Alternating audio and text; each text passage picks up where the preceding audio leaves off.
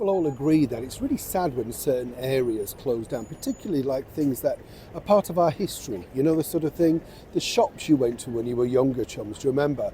And it was sort of the thing, wasn't it, your very first record store, and the guy or the woman behind the counter might know exactly how much pocket money you had to spend and whether you should be spending it in there or not, because they might tell your mum and dad, you know what I mean? It was all those sort of things, wasn't it? And you felt particularly grown up, I think, particularly if you're a young lady or something, going into Boots for the very first time, or if you're a young man going in and trying to find some clearer cell. Do you remember that, boys? That was supposedly got rid of all the spots and the acne and all that. Just burned your skin off, didn't it, to a third degree? But you felt kind of like, you know, you're mature now, you know?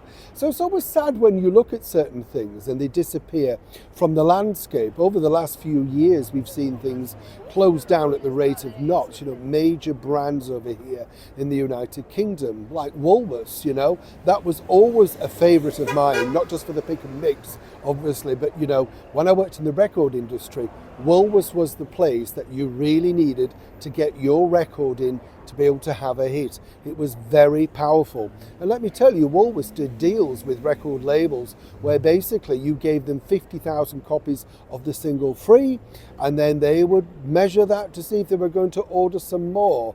That's exactly how things operated. So nothing is new in the 21st century, whatever people think. But of course there were other big brands, weren't there, like BHS, British Home Stores. You could always rely on popping in for a light bulb and looking at some expensive lighting that you didn't realise you needed. You know what I'm saying? Fascinating stuff. So it's sad to know that this particular brand, that's right, WHSmith, after over 200 years on the high street, is now disappearing for good. And it is a shame, but what's the reason? Let me explain. Hi, nice to see you. Thank you so much for joining me today. Lovely to have your company. History, as you know, is a big passion of mine. I know many of you enjoy some of the segments on history, and it is really sad when things disappear because they're not coming back, not in the form that we remember. WHSmith, you know, when I first sort of went to one of their stores, it was in Yorkshire naturally, and it was, you could buy records then, right? You know, as well as the newspapers and all that, you could buy your records, and it was always seen as a little bit more elegant to go in there to buy your record. Yeah, they just seemed to be a little bit more knowledgeable. The music was at a lower level, but it just seemed a little bit more posh, you know. But WHSmith were an incredible company. Henry Walton Smith started way back in the 1700s, and by the 1800s, with the burgeoning of the British Railways, had signified himself by having his brand in all the major railway stores, you know, like Euston, King's Cross, stuff like that. And they feature, if you look at a lot of the old black and white movies, they do feature on there because, you know, they obviously wanted their branding to be known. But you see, in the world that we live in now, chums, and I think this is the problem, fewer and fewer of us are now buying like weekly magazines or books through those particular stores. Recently, a sort of an outlet over here in the United Kingdom in Westminster Tube closed down less than a month ago. And I wasn't really shocked by it because, you know, first and foremost, the sweets were very pricey. You know, the drinks were double the price of, say, the thing upstairs, the Tesco's. So you're never going to compete.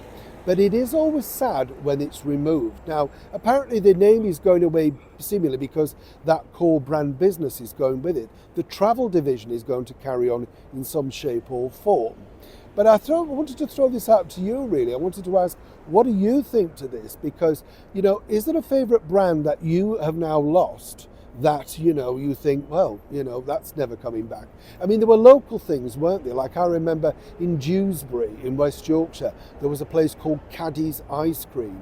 It was the most delicious ice cream, you know, in our area, you know, it was just wonderful. But of course, everybody had that little branding. It's the bigger things that we miss out on, and we look now and think, yeah, what happened to that? You know, what was your first record store, for instance? Do you remember going in there? Did you feel growing up buying your very first record store? There was another place in Yorkshire, J.W. Thorne's, that we used to go in to buy records, and it had all the beautiful radiograms and televisions illuminated as you walked towards towards the counter, looking at these things thinking, you can never afford that, you know, the sort of thing. So as we wave goodbye to WHSmiths, let's just have a think about all of the places that we have waved goodbye to, and more importantly, should more have been done to save them? They lasted 200 plus years through world wars, conflict fights, and suddenly in this 21st century, they're bailed out as redundant. But should they be?